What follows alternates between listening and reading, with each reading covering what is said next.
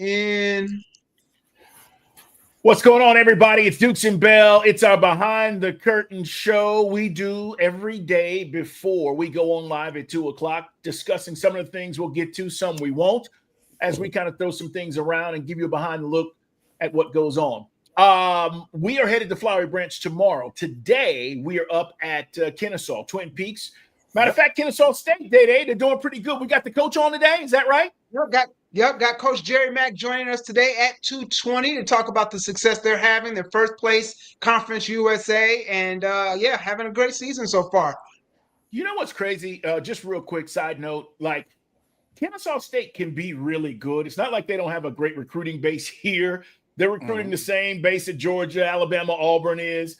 But you talk about the Atlanta area, and it's just like once this program got up and going, one thing was, all right, eventually you're going to find a good coach. And I think they've done that. Obviously, I didn't agree with the letting go of the former Georgia Tech coach, but that's neither here nor there. But I'll say I'm not surprised Kennesaw State is doing really well. And this should be the norm. Like they should have a really good team considering that they have a good group of kids that they can choose from year in and year out. All right, we talked about it. We did talk about it's kind of a tough time in college football with like sort of the haves and the have-nots. But you could, if you keep on trucking and get the right coach, right group behind you, can become that sort of Central Florida and just keep building your brand. So that's, I think that's what they're trying to be. And I know they don't like to be called the commuter school, but that kind of student body, and you get the people and the passion, and the product is good. Look what happened in places like Central Florida. And no doubt, man. I hope they do well. I hope they continue to do well. We'll talk with Coach today and see what's going on there. We talked to him at the beginning of the season, and he was very excited, and then they got off to a really good start. All right.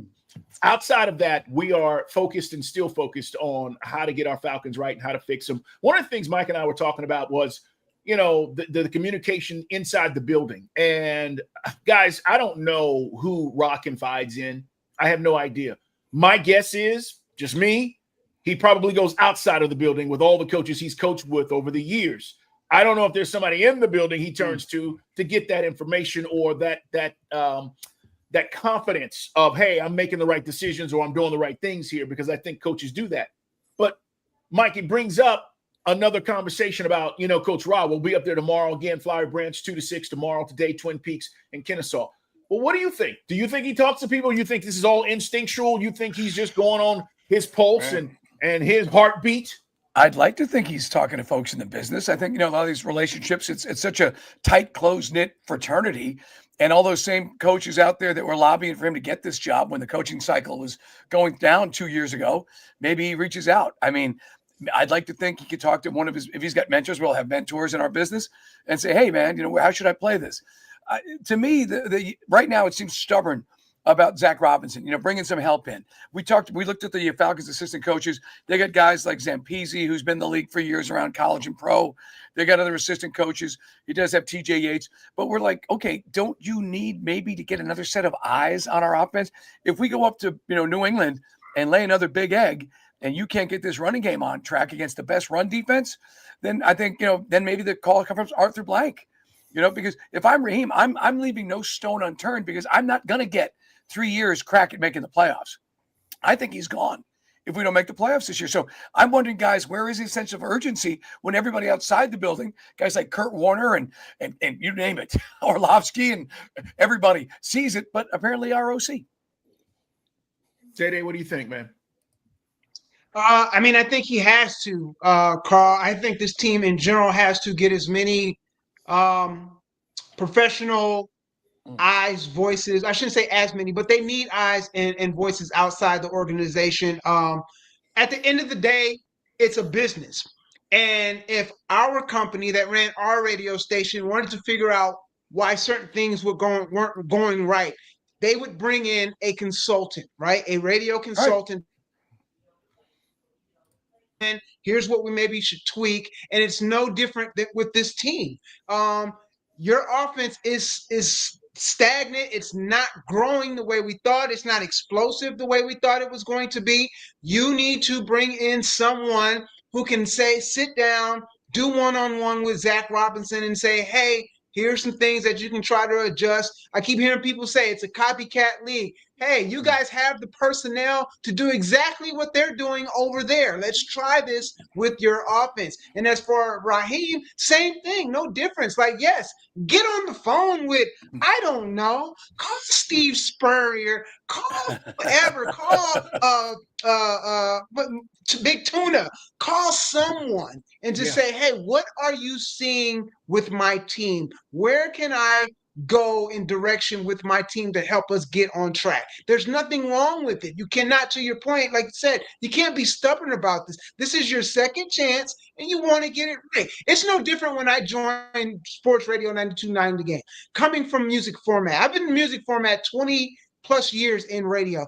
Getting into sports, I realized I didn't know sports the way I thought I knew sports. I started talking to people. How can I be a good producer? How can I be better at making sure my guys, my shows are on top of their game? And it's no different. So that's where I'm at on it. You got to get some help.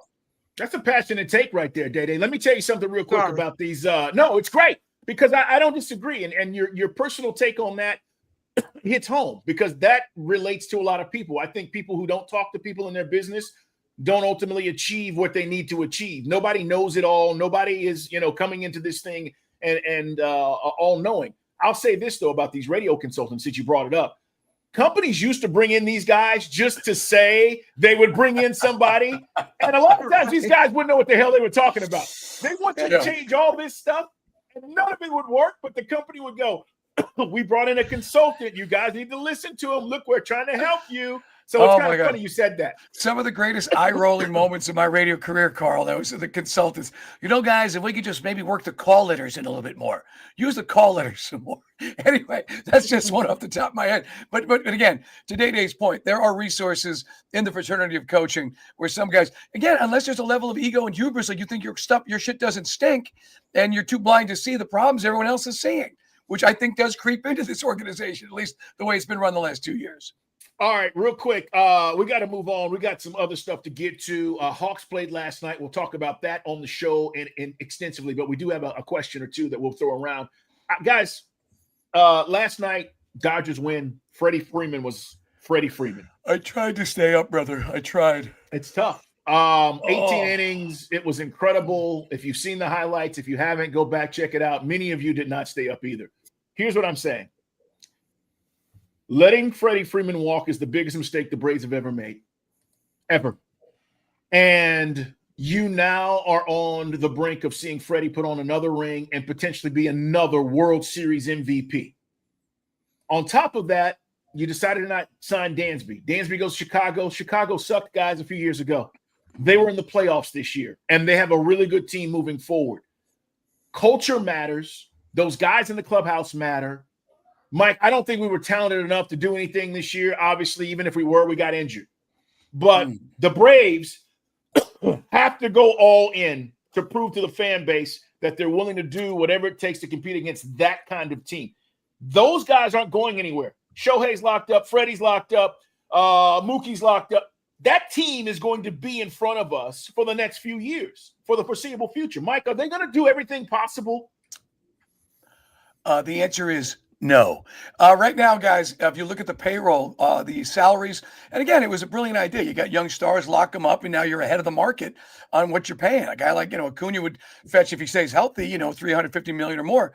But right now, you're looking at the Braves until they start making some moves. They get the third highest payroll behind the Mets and the Dodgers. So I hope that they go make some moves because why else are we here? Are we trying to win a World Series or not? You need some starting pitching. I think you got to go get 2 starting pitchers, guys to eat some innings as your guys are dealing with younger guys or guys with health concerns going into next season. So pitching is going to be at a premium. You got to spend to get that. But I hope they do, Carl. I mean, they're going to claim that their attendance was down once they were out of the playoffs, and they probably, will use that as an excuse. If past this prologue, they throw nickels around like manhole covers. Now they're going to say, look, we're top 3 in payroll. What do you people expect us to do? You think we're made of money? Well, yeah, because you are, because you're still owned by Liberty Media. The primary shareholders are the guys who own Liberty Media. So let's go. Let's try to win a World Series. Let's go all in, Carl. But I don't think they will. I'm with you. I feel the same way. And the excuse will be we're already top 4 or 5 or whatever it's going to be. Once these other salaries kick in, how much more money do you want us to go spend? And the answer is going to be, and they're not wrong, but they're also not right. And the answer is going to be money. Spending money like that doesn't always dictate a World Series. And they will say, see the Mets, see the Phillies. That's what the excuse is going to be. But you have to spend smartly, and more importantly, you've got to get the right pieces. Big O, what do you think, man? Every time I see, and I told you guys this a few weeks back, every time I see Freddie now in these playoffs, I'm like, damn. It hits me in the gut because you realize what a clutch performer this dude is. Honestly, and this is no disrespect to Snit. Love what he did. He pushed all the right buttons in 2021. But this game is still about talent, man. It's still about the best players and the guys that come up big. And if you don't have enough of those dudes, you're not going to win. And the Dodgers basically have stacked those guys. An entire team of clutch. An entire team of clutch. And so that's right to bear. Right. We can talk about the manager, Mike, all we want. I mean, look, you said it. A cigar store Indian could manage a team because it's about the talent on the field. Oh, what do you think, man? I mean, to Mike's point, I hope they get it right, but like they made a couple of deals already this offseason to make you kind of wonder, all right, these going to be guys that are going to play next year big roles for the team? And if they're going to play big roles, does that mean that some of the guys are not going to be here? Like they signed a catcher by the name of Austin Nola a week or so ago, which pretty much means that Sean Murphy's not going to be back here next year. They signed a pitcher from Toronto. Well, he's recovering. He's recovering, right, from surgery. Isn't that right? He'll be back at some point. Yeah. Manoah from the Blue Jays, who a few years ago was an all-star and was a Cy Young top 5 finisher in the league. And that's one of those Anthopoulos moves that reeks of like, we can fix this dude. And once we fix him and he's cheap, it'll be along the same lines of what we've done before with found guys on the scrap heap. But I just don't know because there's just so much uncertain that we've seen the last couple of years in terms of how this team approaches free agency and just how much of a budget Anthopoulos gets in the offseason from corporate. And there's going to be guys to get this offseason. There are positions that need to be filled of note on this team. Like I said, you need a starting pitcher next year. You need some infield help next year. Multiple pitchers. You got to shore up the back of that. Shore up that bullpen. You need a closer. Rizal pitched decently. No. But is he going to be back again next year too? It's just. I don't know. It's you want them to like. This team has leaks all around.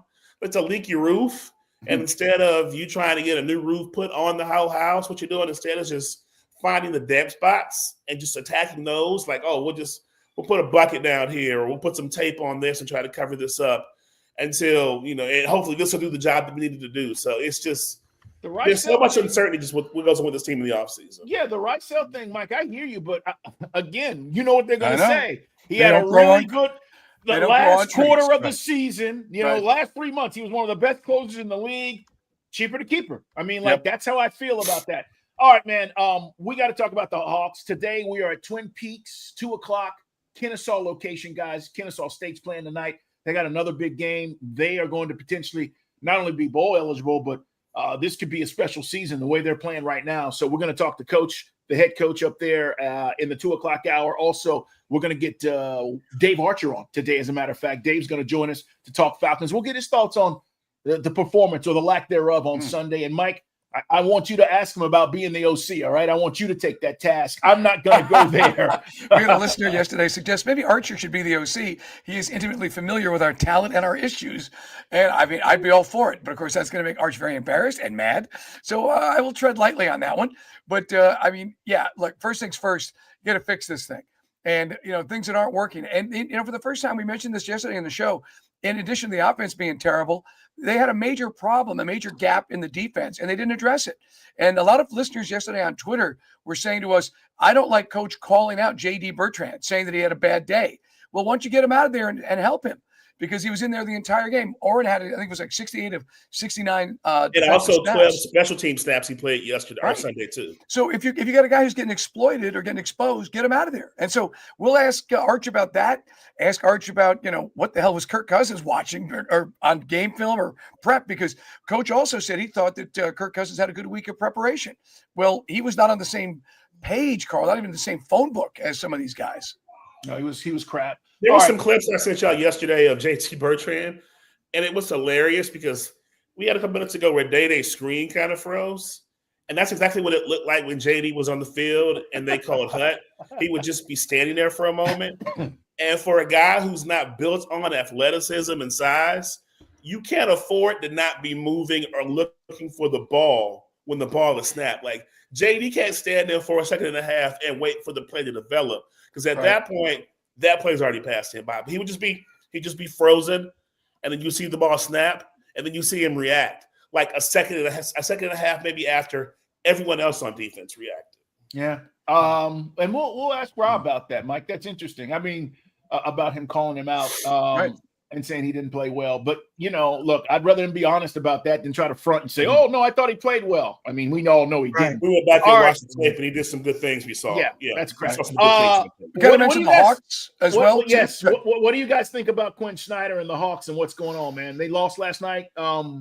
Bottom line, we didn't play defense. Sorry. No. We didn't play defense. You're the ninth worst. Problems. You're not rebounding right now, and you're getting destroyed in transition. So, you can be a little bit better defensively right now, but the two things that are plaguing this Hawks team, if they don't get fixed, are going to be detriments the entire season, and that's transition buckets, and that's rebounding. They got to find a way to bow up down there and grab more boards. They got to find a way to – and Quinn's talked about it before, the idea of this team meshing and learning how to play together, and that contributes to the lack of transition defense right now. But at some point, it's got to come together, man. They're out rebounded by 15 boards by the Bulls. They had a 13-point lead, couldn't sustain it. Trey had a great night, I think 17 assists. Okongwu has a double-double last night, Carl. But to Oren's point, this sort of front court by committee, when it's crunch time, they're not getting back. And some easy buckets. And so, we're giving up 122.5 a game. Quinn Snyder's got the best team he's ever had as Hawks coach. I know it's early days, but that needs to be tightened up. Yeah, they didn't play defense. We'll talk more about it today. And I think they're at Brooklyn. Is that right? At Brooklyn tonight, yeah. Tonight, yeah. So I'm sorry, at Brooklyn tomorrow night. Brooklyn tomorrow night. Yeah, and then Pacers on Friday. And by the way, the Pacers without Halliburton, they're still pretty good. Well. They're still good. And the reason it's not Matt McClung yesterday. They're deep. Yeah, they signed McClung. They're deep at guard. So I know everybody talks about Halliburton being the straw that stirs the drink, but they're still really good. All right, man, we got a lot to talk about today with you guys. Want you to not only listen, but also tune in and contribute and hit us up. Find us on social media, guys, across all social media platforms. And thank you for being here. However you're accessing this, Twitch, YouTube, Instagram Live, all the platforms that carry this. Thank you guys for hanging out. Tell your friends, man. We do this every day as we talk about various things. Again, some of this stuff we'll get to, some of it we won't. But it's behind the scenes with Dukes and Bell. We'll talk to you guys at 2.